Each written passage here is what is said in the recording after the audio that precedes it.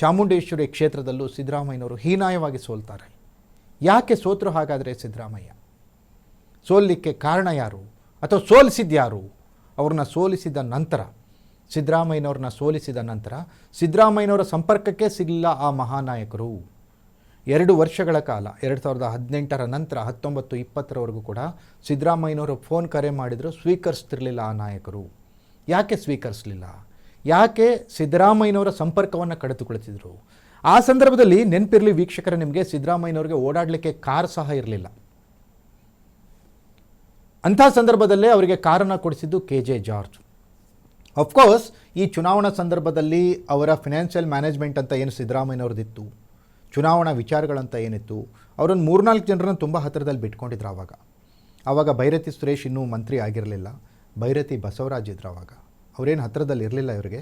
ಆದರೆ 2013-18ರ ಅವಧಿಯಲ್ಲಿ ತೀರಾ ನಿಕಟವಾಗಿ ಸಿದ್ದರಾಮಯ್ಯನವ್ರ ಜೊತೆಗೆ ಇದ್ದವರು, ಓಡಾಡಿದವರು KJ ಜಾರ್ಜ್ ಅವರಿದ್ದರು, HC ಮಹದೇವಪ್ಪ ಇದ್ದರು, MLC ಗೋವಿಂದರಾಜು ಇದ್ದರು.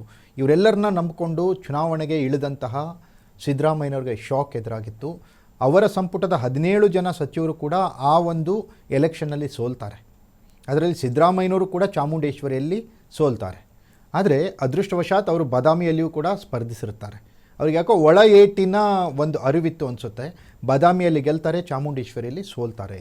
ಚಾಮುಂಡೇಶ್ವರಿಯಲ್ಲಿ ಅಷ್ಟು ಹೀನಾಯವಾಗಿ ಸೋಲಿಕ್ಕೆ, ಒಂದು ಗೌರವ ಇಲ್ಲದೇ ಇರೋ ಥರ ಸೋಲಿಕ್ಕೆ, ಎಸ್ ಒಂದು ಕಾಂಪಿಟೇಟಿವ್ ಫೈಟ್ ಅನ್ನೋದನ್ನು ಕೊಟ್ಟಿದ್ದೀವಿ, ಒಂದೇನೋ ಕಾಂಪಿಟೇಟಿವ್ ಲೂಸ್.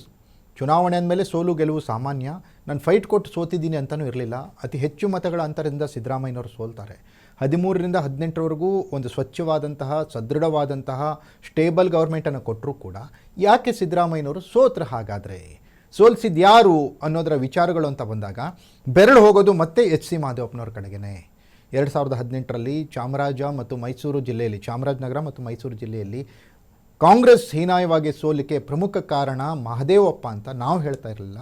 ಕಾಂಗ್ರೆಸ್ನಿಂದ ಸೋತ 2018ರಲ್ಲಿ ಯಾರು ಕಾಂಗ್ರೆಸ್ನಿಂದ ಸ್ಪರ್ಧಿಸಿ ಸೋತಿದ್ರಲ್ಲ, ಆ ಅಭ್ಯರ್ಥಿಗಳೇ ಹೇಳ್ಕೊಂಡು ಓಡಾಡ್ತಾ ಇದ್ರು. ಸಿದ್ದರಾಮಯ್ಯನವರು ಕೂಡ ಅದನ್ನು ಒಪ್ಕೊಂಡಿದ್ರು. ಸ್ವತಃ ಸಿದ್ದರಾಮಯ್ಯನವರು ಕಾಲ್ ಮಾಡಿದರೂ ಕೂಡ ಫೋನನ್ನು ತೆಗೆದೇ ಇರುವಷ್ಟು ದೊಡ್ಡ ಮನುಷ್ಯರು, ಮಹಾನ್ ನಾಯಕರಾಗಿದ್ದರು ಮಹದೇವಪ್ಪ. ಆವಾಗ 2 ವರ್ಷಗಳ ನಂತರ ಅಂದರೆ 2022-21 ಈ ಸಂದರ್ಭದಲ್ಲಿ ಮತ್ತೆ ಸಿದ್ದರಾಮಯ್ಯನವರ ಕ್ಯಾಂಪನ್ನು ಸೇರಿಕೊಂಡಿದ್ದು ಈ ಮಹಾನ್ ನಾಯಕರು.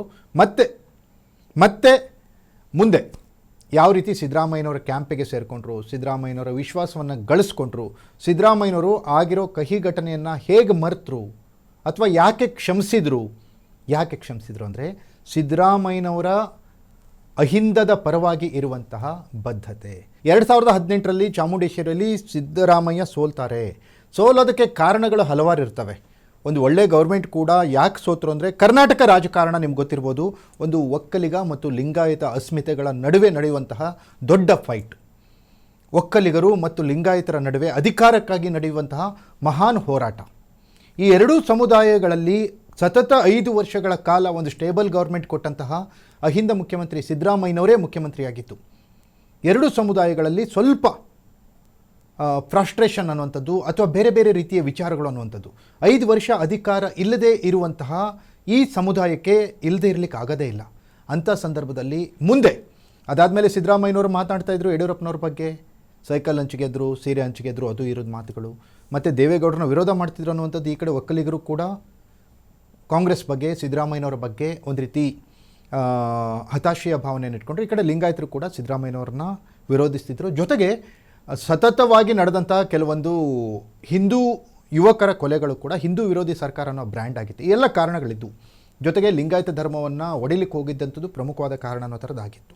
ಆದರೂ ಕೂಡ 17 ಜನ ಸಚಿವರ ಸೋಲು ಒಂದು ಕಡೆಯಾದರೆ, ಧೀಮಂತ ನಾಯಕ ಸಿದ್ದರಾಮಯ್ಯನವರ ಸೋಲು ಚಾಮುಂಡೇಶ್ವರಿಯಲ್ಲಿ ಮತ್ತೊಂದು ರೀತಿಯ ಒಂದು ಇಂಪ್ಯಾಕ್ಟನ್ನು ಮಾಡಿತ್ತು. ಚಾಮುಂಡೇಶ್ವರಿಯಲ್ಲಿ ಸಿದ್ದರಾಮಯ್ಯರನ್ನ ಸೋಲಿಸಲೇಬೇಕಂತ ಸ್ವತಃ ಕಾಂಗ್ರೆಸ್ಸಿಗರೇ ಟೊಂಕ ಕಟ್ಟಿ ನಿಂತಿದ್ದರು ಅನ್ನುವಂಥದ್ದು ಆರೋಪಗಳು ಆವಾಗಿಂದನೂ ಕೇಳಿಬರ್ತಿದ್ದಾವೆ. ಅಫ್ಕೋರ್ಸ್ 2013ರಲ್ಲಿ ಕೂಡ ಡಾಕ್ಟರ್ ಪರಮೇಶ್ವರ್ ಕೊರಟಗೆರೆಯಲ್ಲಿ ಯಾಕೆ ಸೋಲ್ತಾರೆ, ಅವರನ್ನು ಸೋಲಿಸಿರೋ ಕಾಂಗ್ರೆಸ್ಸಿಗರು ಯಾರು ಅನ್ನೋದು ಕೂಡ ಬಹಳ ಪ್ರಮುಖವಾದಂಥ ಪ್ರಶ್ನೆ ಇಲ್ಲಿ. ಅದೇ ರೀತಿ 2013ರಲ್ಲಿ ಪರಮೇಶ್ವರ್ ಅವರ ಸೋಲಾಗಿತ್ತಲ್ಲ, 2018ರಲ್ಲಿ ಸಿದ್ದರಾಮಯ್ಯನವರ ಸೋಲು ಕೂಡ ಆಗುತ್ತೆ.